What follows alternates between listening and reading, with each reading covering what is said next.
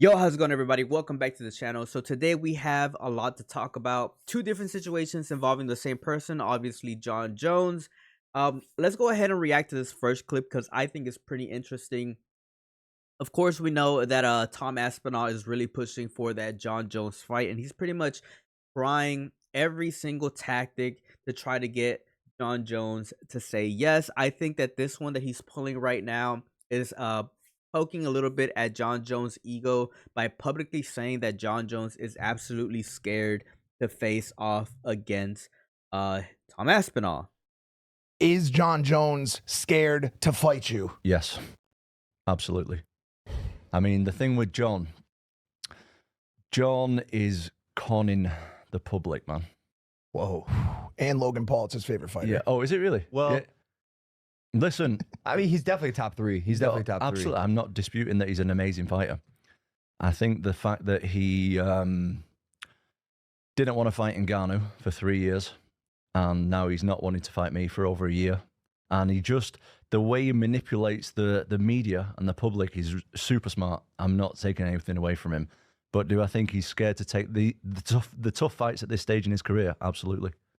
So I think that Tom Aspinall is pretty much doing everything that he can to try to poke at the bear a little bit. I don't really think it's going to work because obviously playing towards John Jones, like ego, in my opinion, is, it's just a waste of time because the entire community has been calling out John Jones for a while, and John Jones pretty much, it doesn't bother him. He actually likes it whenever people just talk about him. He's embraced that kind of hate before, literally calling himself a duck. So I don't think that poking at John Jones' ego is gonna help him at all that much. It is interesting though that he did mention another heavyweight that has been quite legendary in the heavyweight division himself, and that is Francis Ngannou. We got word today that the PFL owner Don Davis says John Jones can make $50 million if he fights Francis Ngannou, which would be a very interesting fight, ladies and gentlemen. I think that Francis Ngannou is around the same age as John Jones.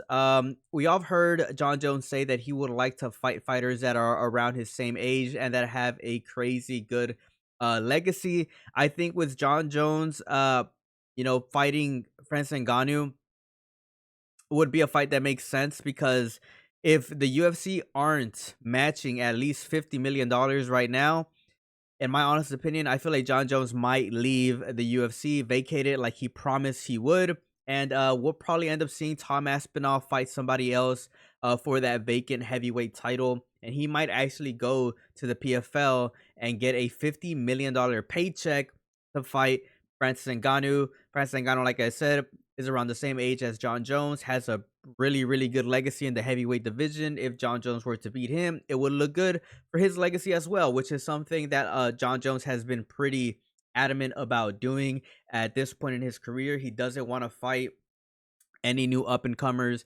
He doesn't want to fight fighters that are pretty much looking to be champion. He wants to fight solidified legends. The last guy he was going to try to fight was Alex Pereira, but of course he just got beat by Ankalaev, so that fight isn't happening in the heavyweight division anymore. I don't think that he's gonna fight Tom Aspinall. Like I said, I do think that John Jones has a higher likelihood of vacating the heavyweight title and probably retiring, if I'm being completely honest.